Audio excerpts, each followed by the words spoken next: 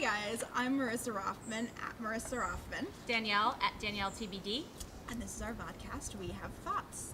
And it is the end of the season. We've had a couple of weeks to kind of figure out our respective thoughts about the TV season that has passed, unless you're NBC, which I maintain is ridiculous. But we'll keep going. And you know what? We've got some thoughts about some pretty cool shows that we both watch. Yep. And we are going to start off with Castle. Oh wait, you're flipping? Yeah, Sorry. let's flip it. 1, 2, 3. Yes. Okay, and that's not a grade. That's cheating.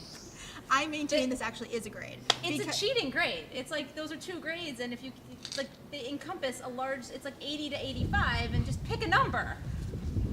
But there's no B 82 and a half. There's no. I should have number grades next time. Okay, next time we'll be really harsh. Yes.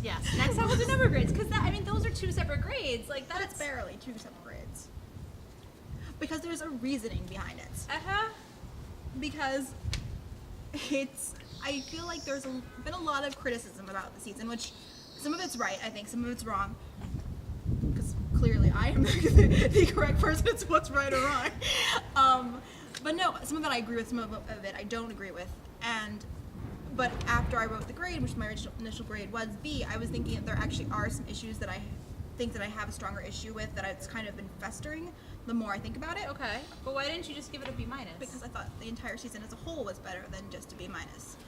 But there are weak parts. I actually think there are some weaker parts that are worse than a B minus. So you're lucky I give you like average. 45. No, but that's what it's an average. Like on your report card, these are end of the season report cards, right? People give report cards that are like B minus. And I maintain that it's ridiculous and bullshit and lazy. No offense. No. That's more for the. We're gonna have a beep over her mouth. Anyway, you're the first one to curse this time. It's not even me. That's like a minor miracle. What did I say? Never mind. Anyway, okay, so what was B worthy versus B minus? My thought, like, if I was just grading hilariously on the first half of the year, minus up to Christmas, I would actually give the show a better grade. I really thought the season started off solidly. I really liked the way it started off. And then around Christmas and for the rest of the season, I think it was much more hit or miss. Mm-hmm. I really liked the Alexis arc. I thought that was, I liked those things. I liked, I was kind of not looking forward to Castle's dad being a super spy when it was first brought up last year. I was like, oh, how are they gonna make that work? But I actually thought it worked really well. And I'm hoping we see James Brolin again. James Brolin. Sorry. For those of you that don't get it, I like just Google it. Or follow me on Twitter when I say it like once in a while. That's true. Because it's really great line. But and I liked the 100th episode. I thought that was actually I really liked the way that played out. I thought that was a really fitting tribute to the show. And there were a couple episodes I really did like here and there. But I definitely felt like it wasn't as cohesively solid as I would have hoped, especially because it's a 5th season show. That being said, they also got burdened with things that were out of their control, to which extent I kind of have a little bit more leniency about things that I didn't like, because I know that it wasn't simply them just dropping the ball and not doing things as planned. I know they had a lot of curveballs tossed away. I mean, they had a 24th episode added in February, which ABC, that's not nice. Like, I'm all for, adding extra episodes. Well, I'm not.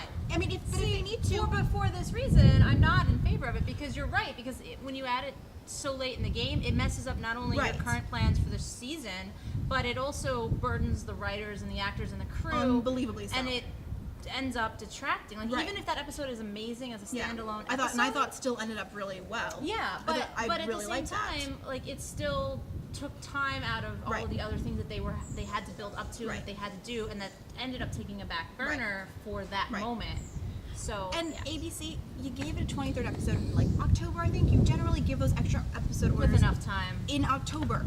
Next time, if you want to give them 24, when you give them 23, give them 24 then too, because adding it in February is not okay. But I'll say it's not nice. That's like way on the list of the things that I thought was wrong with the season. Personally, that's like way down. My issue is just that because that was done, it made everything else more complicated. Because at that point, of course it did. But I think at that point there was still enough wrong with what.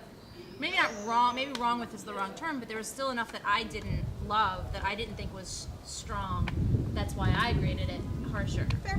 Like I'll say, you know, you said you loved the Alexis 2-part, and there were parts of that I loved as well. Like I liked the fact that they A, finally gave her a storyline.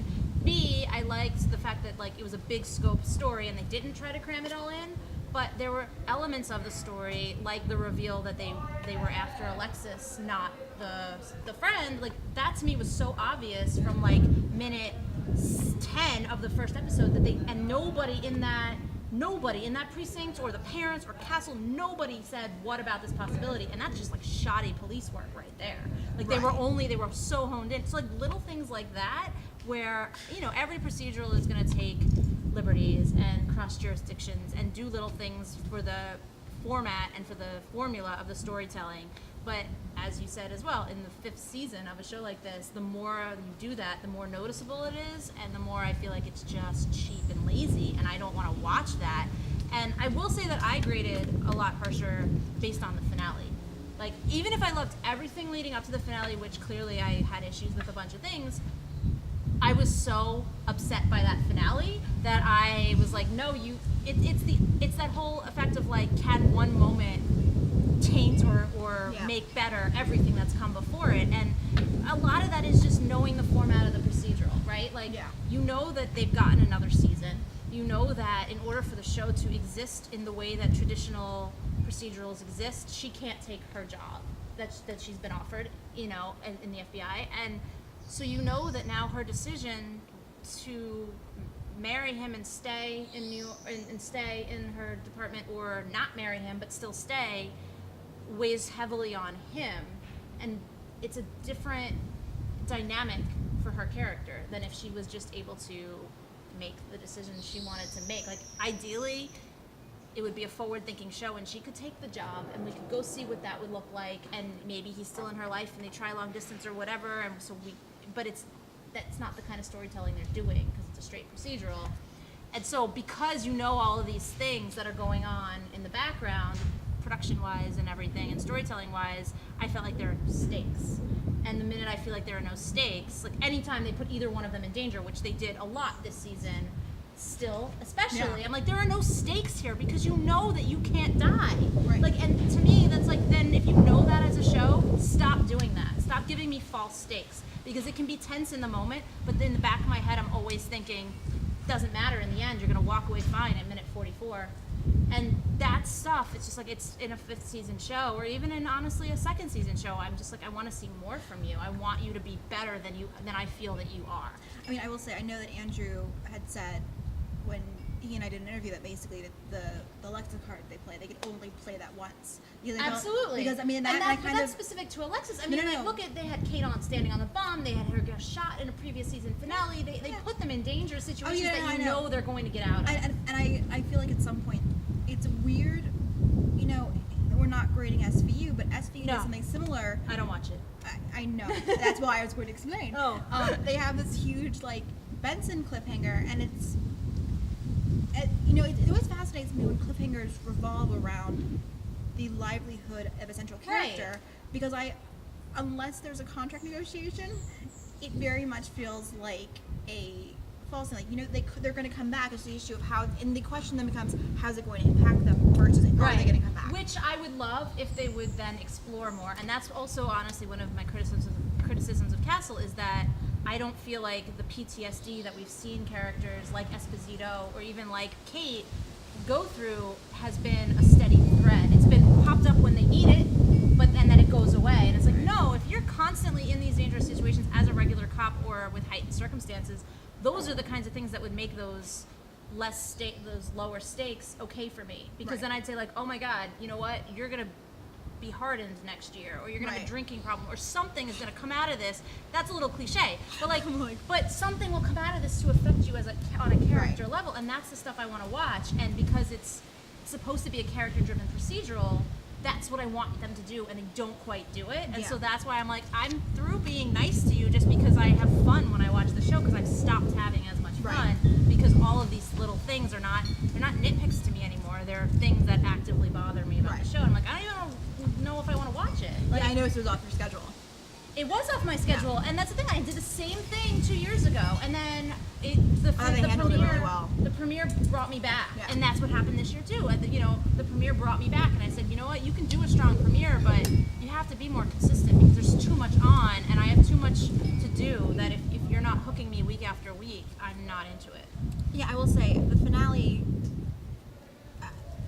I watched it with different eyes because I knew what was happening going into it, and I felt like it was an interesting situation because I wasn't sure how it was going to play out, if it was going to play out as I pictured. I'm trying to choose my words carefully, so I apologize for the slow talking. But I wasn't sure if it was going to play out in a way. And honestly, when I watched the final scene, I was a little, in a reference that you will get, and some of you will get. And if you don't get this again, why are you not watching the show? Or why did you not watch it? When Chandler proposed to Monica the first time, and Chandler should have told on my door. Exactly. And basically, he had a lovely proposal later on when they were ready. Right. But at the time, it's a his panic proposal was so panicked and so stupid, and everyone who watched the show was going, no. And you literally had, the characters were there. But that was the point of that show. And that was the point. It's not the point here. And I don't know. And that's the thing. I was watching that thing, and it's not the point for the character. I think it's a little the point for the audience. Like, I think you can love those characters. Panic. You can say, I want these characters to be together, and this is my problem with it, I don't want her to say yes to him. Oh God, no. And then not take the job because of him, because that drastically changes her character in a way that I just said that I want characters to change and evolve, but I don't want her to go there, because that to me is a weaker character. No, but doing everything for you. What I texted one of my lovely dear friends was that basically all that scene was missing was Ryan Esposito in the background going, no. We can Photoshop. Can someone Photoshop or GIF them in, or GIF them? Excuse me, GIF them in. Apparently, it's a Tumblr thing. So my friend, I gotta find that. I will send it to you because the friend was like, you have to see this. And it actually was made. I'm like, because that's exactly what it was. It was a panic move. And my thing is, I know a lot of people are like, yay, they should get engaged. And my thing is, well, it is time to shit or get off the pot. No, you do have to look at the relationship and say, what are we doing? But you don't have to get engaged. No, my thing is that, and my argument is that if you go into a conversation not knowing whether you're breaking up or getting married, you should be getting married. Oh, absolutely. That's what I'm saying. But you should have that conversation. Have the conversation. Have the fun. Don't get engaged. Right. And I honestly think that, and we'll see what happens next year, but I think it's much more interesting if she breaks up with him and then they have to deal with that. But I don't know why she would break up with him and then choose to not take the job. So again, because as a procedural, she's got to stay there. I'm just like, I don't really know how interesting that can be. Yes, but that's a discussion for next year, because we don't know. We'll see what happens.